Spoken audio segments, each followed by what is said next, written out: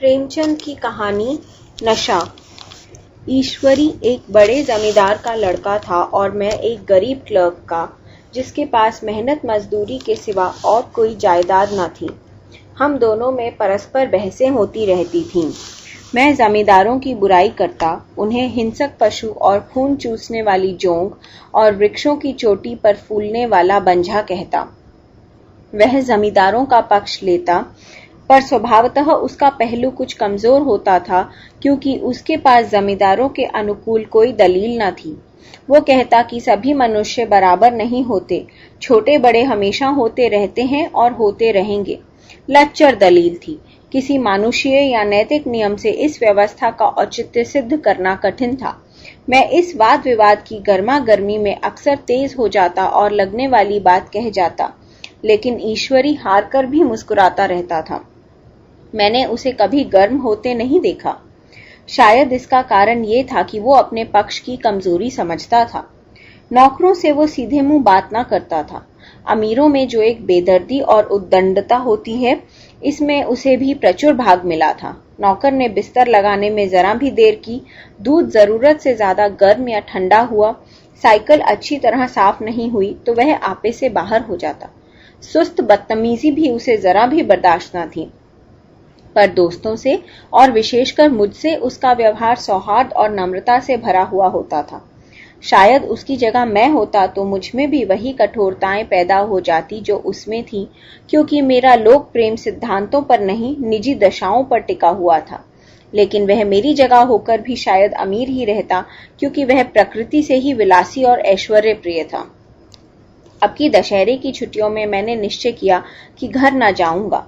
मेरे पास किराए के लिए रुपए न थे और न मैं घर वालों को तकलीफ देना चाहता था। मैं जानता हूँ वे मुझे जो कुछ देते हैं वह उनकी हैसियत से बहुत ज्यादा है। इसके साथ ही परीक्षा का भी ख्याल था। अभी बहुत कुछ पढ़ना बाकी था और घर जाकर कौन पढ़ता है। बोर्डिंग हाउस में भूत की तरह अकेले पड़े रहने को भी जीना चाहता था। इसलिए जब ईश्वरी ने मुझे अपने घर चलने का नेवता दिया तो मैं बिना आग्रह के राजी हो गया। ईश्वरी के साथ परीक्षा की तैयारी खूब हो जाएगी। वो अमीर होकर भी मेहनती और ज़हीन है। उसने इसके साथ ही कहा, लेकिन भाई एक बात का ख्याल रखना, वहां अगर जमींदारों की निंदा की तो मामला बिगड़ जाएगा और मेरे घर वालों को बुरा लगेगा। वो लोग तो असामियों पर इसी दावे से शासन करते हैं कि ईश्वर ने असामियों को उनकी सेवा के लिए ही पैदा किया है। असामी भी यही समझता है। अगर उसे सुझा दिए जाए कि जमींदार और असामी में कोई मौलिक भेद नहीं है तो जमींदारों का कहीं पता न लगे। मैंने कहा, तो क्या तुम समझते हो कि मैं वहां जाकर कुछ और हो जाऊंगा? हाँ, मैं तो यही समझता हूँ। तुम गलत समझते हो। ईश्वरी ने इसका कोई जवाब न दिया। कदाचित उसने इस मामले को मेरे विवेक पर छोड़ दिया, और बहुत अच्छा किया। अगर वो अपनी बात पर अड़ता तो मैं भी जिद पकड़ लेता। सेकंड क्लास तो क्या, मैंने कभी इंटर क्लास में भी सफर ना किया था। अब की सेकंड क्लास में सफर का सौभाग्य प्राप्त हुआ। गाड़ी तो 9 बजे रात को आती थी, पर यात्रा के हर्ष में हम शाम को ही स्टेशन जा पहुंचे। कुछ देर इधर उधर सैर करने के बाद रिफ्रेशमेंट रूम जाकर हम लोगों ने भोजन किया। मेरी वेशभूषा और रंग ढंग से पारखी खानसामों को ये पहचानने में देर न लगे कि मालिक कौन है और पिछलग्गू कौन। लेकिन न जाने क्यों मुझे उनकी गुस्ताखी बुरी लग रही थी। पैसे ईश्वरी की जेब से गए। शायद मेरे पिता को जो वेतन मिलता है उससे ज्यादा इन खानसामों को इनाम इकराम में मिल जाता हो। एक अठन्नी तो चलते समय ईश्वरी ही ने दी। फिर भी मैं उन सबों में उसी तत्परता और विनय की अपेक्षा करता था जिससे वे ईश्वरी की सेवा कर रहे थे। क्यों ईश्वरी के हुक्म पर सबके सब दौड़ते हैं, लेकिन मैं कोई चीज मांगता हूँ तो उतना उत्साह नहीं दिखाते। मुझे भोजन में कुछ स्वाद न मिला। यह भेद मेरे ध्यान को संपूर्ण रूम से अपनी ओर खींचे हुए था। गाड़ी आई, हम दोनों सवार हुए। खानसामों ने ईश्वरी को सलाम किया, मेरी ओर देखा भी नहीं। ईश्वरी ने कहा, कितने तमीजदार हैं ये सब। एक हमारे नौकर हैं कि कोई काम करने का ढंग नहीं। मैंने खट्टे मन से कहा, इसी तरह अगर तुम अपने नौकरों को भी 8 आने रोज इनाम दिया करो। ये सब केवल इनाम के लालच से इतना अदब करते हैं। जी नहीं, कदापि नहीं। तमीज और अदब तो इनके रक्त में मिल गया है। गाड़ी चली। डाक थी। प्रयाग से चली तो प्रतापगढ़ जाकर रुकी। एक आदमी ने ही हमारा कमरा खोला। मैं तुरंत चिल्ला उठा, दूसरा दर्जा है, सेकंड क्लास है। उस मुसाफिर ने डिब्बे के अंदर आकर मेरी ओर एक विचित्र उपेक्षा की दृष्टि से देखकर कहा, जी हाँ, सेवक इतना समझता है, और बीच वाले बर्थ पर बैठ गया। मुझे कितनी लज्जा आई कह नहीं सकता। भोर होते होते हम लोग मुरादाबाद पहुंचे। स्टेशन पर कई आदमी हमारा स्वागत करने के लिए खड़े थे। 2 भद्र पुरुष थे, 5 बेगार। बेगारों ने हमारा सामान उठाया। दोनों भद्र पुरुष पीछे पीछे चले। एक मुसलमान था, रियासत अली, दूसरा ब्राह्मण था, राम हरख। दोनों ने मेरी ओर अपरिचित नेत्रों से देखा, मानो कह रहे हों, तुम कौवे होकर हंस के साथ कैसे? रियासत अली ने ईश्वरी से पूछा, ये बाबू साहब क्या आपके साथ पढ़ते हैं? ईश्वरी ने कहा, हाँ, साथ पढ़ते भी हैं और साथ रहते भी हैं। यूं कहिए कि आप ही की बदौलत मैं इलाहाबाद पड़ा हुआ हूँ, नहीं कब का लखनऊ चला आया होता। अब कि मैं इन्हें घसीट लाया। इनके घर से कई तार आ चुके थे, मगर मैंने इनकारी जवाब दिलवा दिए। आखिरी तार तो अर्जेंट था, जिसकी फीस 4 आने प्रति शब्द है, पर यहाँ से उसका भी जवाब इनकारी हो गया। दोनों सज्जनों ने मेरी ओर चकित नेत्रों से देखा। आतंकित हो जाने की चेष्टा करते हुए जान पड़े। रियासत अली ने अर्ध शंका के स्वर में कहा, लेकिन आप बड़े सादे लिबास में रहते हैं। ईश्वरी ने शंका निवारण की, महात्मा गांधी के भक्त हैं साहब, खद्दर के सिवा कुछ पहनते ही नहीं, पुराने सारे कपड़े जला डाले। यूं कहो कि राजा हैं, 2.5 लाख सालाना की रियासत है, पर आपकी सूरत देखो तो मालूम होता है अभी अनाथालय से पकड़ कर लाए हैं। राम हरख बोले, अमीरों का ऐसा स्वभाव बहुत कम देखने में आता है, कोई भांप ही नहीं सकता। रियासत अली ने समर्थन किया, आपने महाराजा चांगली को देखा होता तो दांतों तले उंगली दबाते। एक गाड़े की मिर्जई और चमरौधे जूते पहने बाजारों में घूमा करते थे।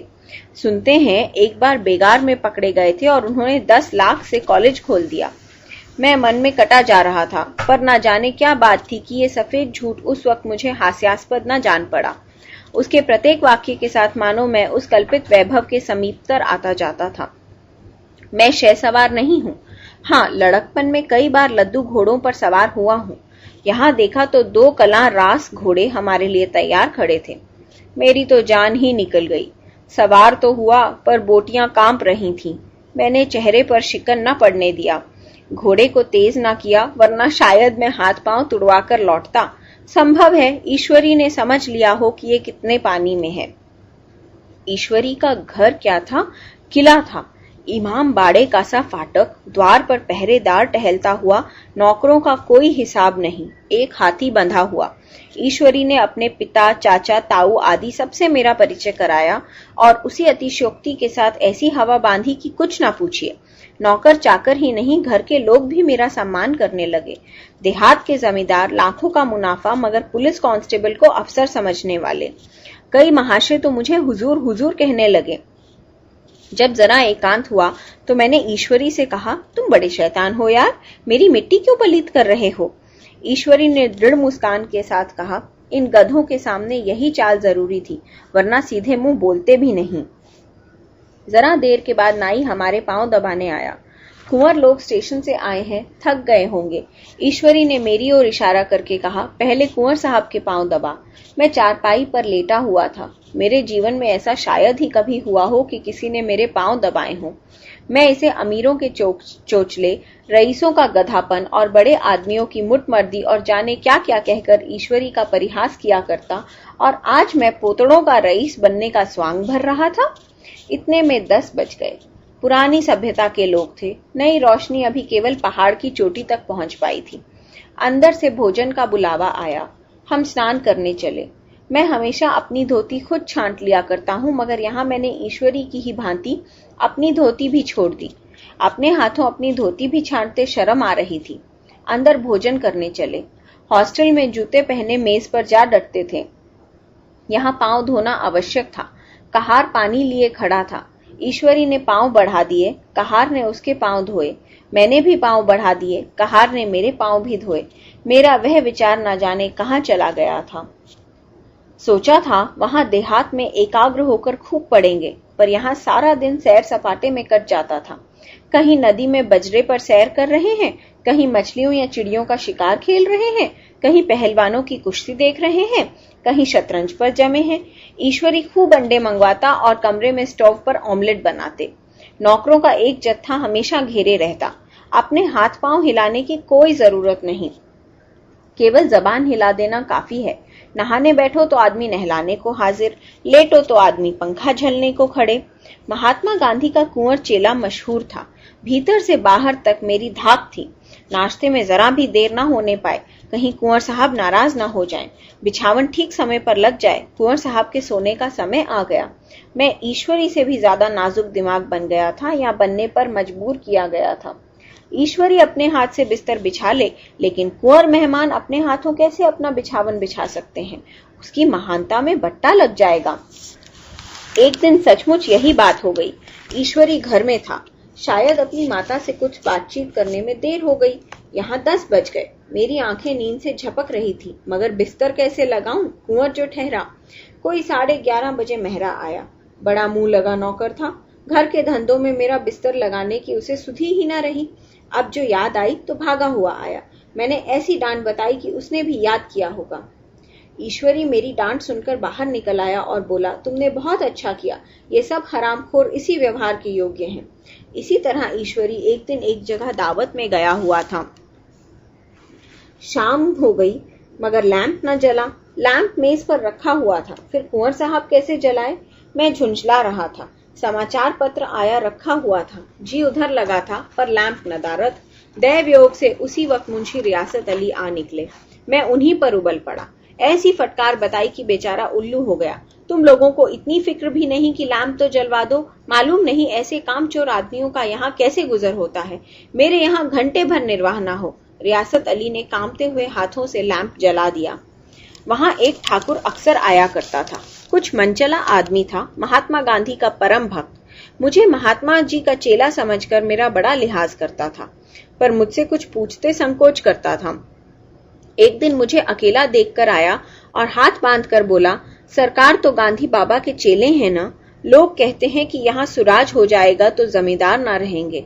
मैंने शान जमाई, जमींदारों के रहने की जरूरत ही क्या है? ये लोग गरीबों का खून चूसने के सिवा और क्या करते हैं? ठाकुर ने फिर पूछा, तो खुशी से दे देंगे। जो लोग खुशी से ना देंगे उनकी जमीन छीननी ही पड़ेगी। हम लोग तो तैयार बैठे हैं। जो ही स्वराज हुआ अपने सारे इलाके आसामियों के नाम हिबा कर देंगे। मैं कुर्सी पर पांव लटकाए बैठा था। ठाकुर मेरे पांव दबाने लगा, फिर बोला, आजकल जमींदार लोग बड़ा जुल्म करते हैं सरकार। हमें भी हुजूर अपने इलाके में थोड़ी सी जमीन दे दें तो चलकर वहीं आपकी सेवा में रहें। मैंने कहा, अभी तो मेरा कोई इख्तियार नहीं है भाई, लेकिन जो ही इख्तियार मिला मैं सबसे पहले तुम्हें बुलाऊंगा। तुम्हें मोटर ड्राइवरी सिखाकर अपना ड्राइवर बना लूंगा। सुना, उस दिन ठाकुर ने खूब भंग पी और अपनी स्त्री को खूब पीटा और गांव के महाजन से लड़ने पर तैयार हो गया। छुट्टी इसी तरह खत्म हुई और हम फिर प्रयाग चले। गांव के बहुत से लोग हम लोगों को पहुंचाने आए। ठाकुर तो हमारे साथ स्टेशन तक आया। मैंने भी अपना पाठ खूब सफाई से खेला और अपनी कुबेरोचित विनय और देवत्व की मुहर हर एक हृदय पर लगा दी। जी तो चाहता था हर एक नौकर को अच्छा इनाम दूं, लेकिन यह सामर्थ्य कहाँ थी। वापसी टिकट था ही, केवल गाड़ी में बैठना था, पर गाड़ी आई तो ठसाठस भरी हुई। दुर्गा पूजा की छुट्टियां भोगकर सभी लोग लौट रहे थे। सेकंड क्लास में तिल रखने की जगह नहीं। इंटर क्लास की हालत उससे भी बदतर। ये आखिरी गाड़ी थी, किसी तरह रुक ना सकते थे। बड़ी मुश्किल से तीसरे दर्जे में जगह मिली। हमारे ऐश्वर्य ने वहां अपना रंग जमा लिया, मगर मुझे उसमें बैठना बुरा लग रहा था। आए थे आराम से लेटे लेटे, जा रहे थे सिकड़े हुए। पहलू बदलने की जगह न थी। कई आदमी पढ़े लिखे भी थे। वे आपस में अंग्रेजी राज्य की तारीफ करते जा रहे थे। एक महाशय बोले, ऐसा न्याय तो किसी राज्य में नहीं देखा। छोटे बड़े सब बराबर। राजा भी किसी पर अन्याय करे तो अदालत उसकी भी गर्दन दबा देती है। दूसरे सज्जन ने समर्थन किया, अरे साहब, आप खुद बादशाह पर दाव लगा सकते हैं। अदालत में बादशाह पर डिग्री हो जाती है। एक आदमी जिसकी पीठ पर बड़ा गट्ठर बंधा था, कलकत्ते जा रहा था। कहीं गठरी रखने की जगह ना मिलती थी। पीठ पर बांधे हुए था। इससे बेचैन होकर बार बार द्वार पर खड़ा हो जाता। मैं द्वार के पास ही बैठा हुआ था। उसका बार बार आकर मेरे मुंह को अपनी गठरी से रगड़ना मुझे बहुत बुरा लग रहा था। एक तो हवा यूं ही कम थी, दूसरे उस गंवार का आकर मेरे मुंह पर खड़ा हो जाना मानो मेरा गला दबाना था। मैंने कुछ देर तक जब्त किए बैठा रहा। एकाएक मुझे क्रोध आ गया। मैंने उसे पकड़कर पीछे ढकेल दिया और 2 चमाटे जोर जोर से लगाए। उसने आंखें निकालकर कहा, क्यों मारते हो बाबूजी, हमने भी किराया दिया है। मैंने उठकर 2-3 तमाचे और जड़ दिए। गाड़ी में तूफान आ गया। चारों ओर से मुझ पर बौछार पड़ने लगी। अगर इतने नाजुक मिजाज हो तो अव्वल दर्जे में क्यों नहीं बैठते? कोई बड़ा आदमी होगा, मुझे इस तरह मारकर तो दिखा देता। क्या कसूर किया था बेचारे ने? गाड़ी में सांस लेने की जगह नहीं, खिड़की पर जरा सांस लेने खड़ा हो गया तो उस पर इतना क्रोध। अमीर होकर क्या आदमी अपनी इंसानियत बिल्कुल खो देता है? यह भी अंग्रेजी राज है जिसका आप बखान कर रहे थे। एक ग्रामीण बोला, दफ्तरन मां घुस पावत नहीं, उस पे इतना मिजाज। ईश्वरी ने अंग्रेजी में कहा, what an idiot you are बीर, और मेरा नशा अब कुछ कुछ उतरता हुआ मालूम होता था।